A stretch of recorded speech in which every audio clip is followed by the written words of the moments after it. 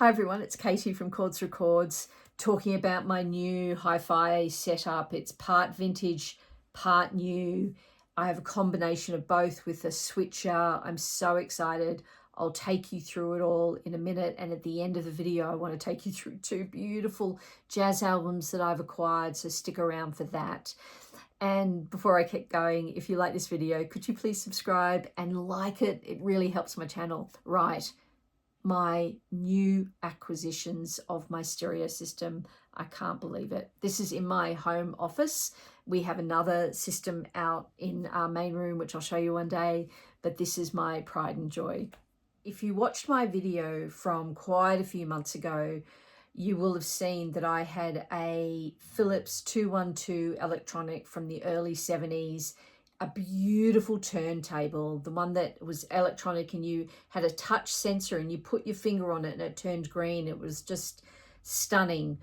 And I had a real problem with it. And I'll put the video down in the description actually, so you can watch that one and you can see what my solution was to fix that turntable. It was unbelievable. However, it had a few extra issues. And one of them was it didn't play 45 RPM and it had a slight kind of finicky feel about it. It didn't always work and you'd have to kind of play around with things. So it was really problematic. So I let my guy my Velvet Fog Records, shout out to them in the Blue Mountains in Australia, who sold it to me originally. I let them know, and then one day they rang me up and said, we have a replacement for you, which is this one here, which I'll show you in a minute. In the meantime, to get through kind of tough times when my turntable wasn't playing, I acquired this one, which is a brand new Audio Technica. I'll talk about that one. And then one day, and at the time I had this this brand new Leak 230 amplifier. I'll talk about that. And then one day this turned up in my life, the Sansui AU 555A amplifier. Amazing. I'll go through each of them and tell you how I have them playing through my system. And I'll also tell you the issues I'm having, so I'm not still completely happy with how it's all panned out. And I really appreciated the myriad of comments I got on that last video. It actually changed my direction. So please put your comments or feedback or help in the comments. I'd really appreciate it if you're into vintage hi-fi. Some of you aren't, move on, that's fine. And also at the end of this video, I'll tell you about a couple of amazing jazz albums I acquired last weekend. Can't believe them, amazing. Right, so I'm going to talk through my system. So essentially what I have is, starting with the Sansui. I'll tell you about that. So the Sansui AU 555A amplifier, kind of an early 70s model, walnut veneer, absolutely beautiful. This amplifier came to me in an unbelievable circumstance in that I found it on FreeCycle. Someone was giving away a box of classical records and they said to me, by the way, do you want this? And it was this collection of stereo equipment, and I spotted it and I just went, yes, please. And I plugged it in when I got home. It only worked through one speaker, so there was a few issues with it. I took it to a fantastic classic hi-fi refurbisher in Sydney, in Newtown, if you know it. I'll link it below. And they were able to fix it for, it cost me probably $300, $400 to get it fixed and beautiful. They cleaned it all inside. They didn't do any recapping or anything like that. They kept it original. They're on the side of believing, leave it. If it's not broken, don't fix it. Leave it as is. The vintage is fine. And so if you're not familiar with this, it's amazing. I'll do a sort of close up here. So you can see that we have 2 phono inputs, which that's what I was really looking forward to, because I thought I could plug in 2 turntables so I can A/B test stuff. I was quite excited about that. And it's got a few other bits and pieces on it, treble, bass, balance, etc. For some things I don't even know what they are. But I'd read about this amplifier and heard that it was just beautifully warm, not super powerful, but I run the speakers. You can see one of them in the corner there, and that is from Canada, and it's the Energy Connoisseur C5 speakers, and it seemed to be fine.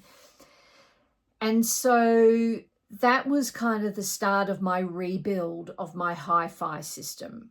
So I now have this brand new Leak 230, which had a problem. And if you watch my last video, the problem was every time I turned my stereo on, it would turn down the volume automatically. It would just, the knob would just go down. And everyone said, don't touch it. You're supposed to have when you turn on any amp, you should always have the volume at 0 position. And so from that moment on, that was a great learning experience. I started doing that. And then one day, it just stopped doing it. So I'm not sure if the amplifier had to be kind of, warmed up or, broken in, but now it just doesn't do it ever. So if I turn it on and I don't have the volume knob turned down, nothing happens. It's absolutely beautiful. So I've got the Leak 230. I'm keeping that because it's got bits and pieces. So I could plug a DAC into it. I can stream Bluetooth, which I do from my computer. I can add other, digital bits and pieces to it. So I'm thinking that will be my digital amplifier for now. I'm still not convinced about it, but I'll talk about that in a minute. And then this turned up in my life. Philips 202 Electronic. Now, this turntable is a very, very close sibling to the 212, which I loved with the sensors, except it hasn't got a sensor situation. When I took this amplifier to be fixed and told them about my 212, they said, we don't even touch them. We will not accept them. They're an absolute nightmare. They're problematic. We don't touch them. We can't even give them away. So I don't know what to do with mine. I've got it sitting down on the floor. I took the cart off it. My 212 was a Shure V15 Type 3, and I put it onto the 202 and plugged this into that. So that's a vintage system. And then I plug this into that, and that's my new system. And that Audio Technica is a AT-LPW40W kind of entry-level turntable, nice wooden platter, quite heavy bass. It's quite a good turntable. I did swap out the stylus for that, and the stylus is a VMN95ML, the red micro linear stylus on that. And so that's what's happening there. And they're all running through my Energy speakers. So how are they running through my Energy speakers? So I got the Fozzy amp and speaker switcher. That's what that is there. And you'll see it in a close-up here. Ideally, what I wanted to do was run both turntables through the Sansui because of the 2 phono inputs, which is, it's sort of hard to get an amplifier with 2 phono inputs. And this one had one, and I thought, all my dreams have come true. This is great. Unfortunately, no matter what I do, I get interference or buzzing. And I'm assuming it's the quality of cables I'm using, or the closeness of cables, or grounding. I've checked everything, and I just can't get it working. And it's certainly not the phono inputs, because I've Tried that on Phono 1 and Phono 2 of that, and it works perfectly. It's something is wrong in my sequence. I'm not sure, and it's probably the wires at the back. I haven't got the best cables, I don't think. I absolutely know I don't have the best cables, but something's just off, and I don't know enough about it to try and get it right. So I'm watching a lot of YouTube videos trying to isolate where the problem is. Haven't been able to rectify it. So what happens now is if I want to play a record on this one, I just switch this to amplifier 1. And if I want to play it on this one, I switch this to amplifier 2, and obviously turn on the respective amplifiers. This system, the vintage Philips 202, playing through the Sansui, is 100% better than the entry-level Audio Technica with the upgraded stylus playing through the Leek 230. It's night and day. I have a feeling it's the turntable. It could be the Leek. The other issue I've found with the Leek is now I'm really noticing the lack of clarity when I stream low res Spotify to this. And so now I've got the bug, and now I'm thinking, oh no, I need to get a proper kind of digital component, something, not sure what. So that's where I'm at. Okay, so here's my problem. First problem is I can't play 2 turntables through my Sansui phono, so that is fine. The second problem is actually with the Philips 202 turntable, electronic. This is also from the early 70s. The plate, I've got the manual for this, and there's actually 2 rubber wheels, what do you call them? The things that make the records go round. Sorry to all you hi-fi nerds, I'm completely offending you. You can only see one. I think the other one is built in, but you can, if on a very quiet album, you can hear it kind of crunching away. And I might even try and insert a video of how much you can hear it kind of playing.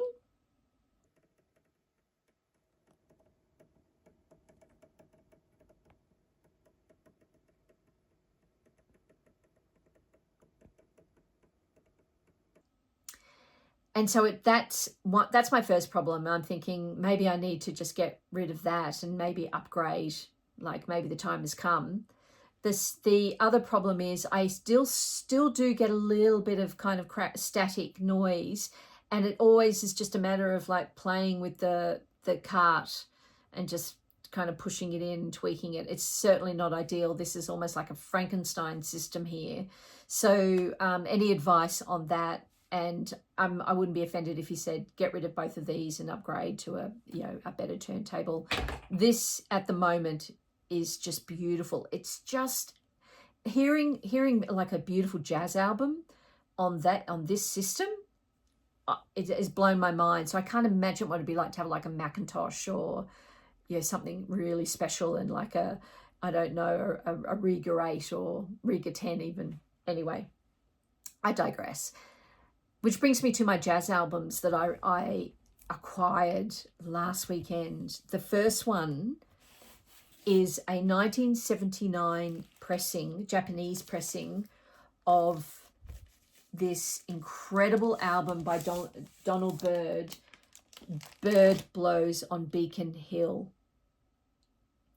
It's the Japanese pressing, 1979 of the 1957 classic. This is absolutely, it's just sublime. It's honestly one of my favorite jazz albums I have. You can see some of these are all my jazz albums here. You can see some of my collection. That's kind of what I'm talking about. Honestly, this has gone up into probably my top 10, and I adore that photograph. Look at that. It's just so beautiful.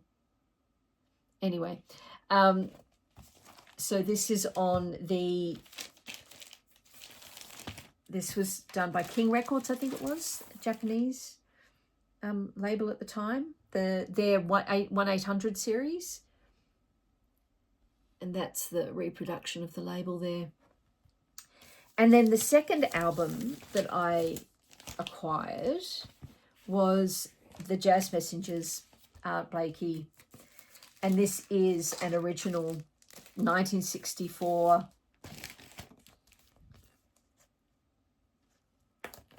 Japanese, beautiful condition. Like, it's just, the cover is just beautiful. The album's a little bit crackly, not like absolutely listenable and beautiful, you know, to swing to. It's just incredible. Obviously on the Fontana.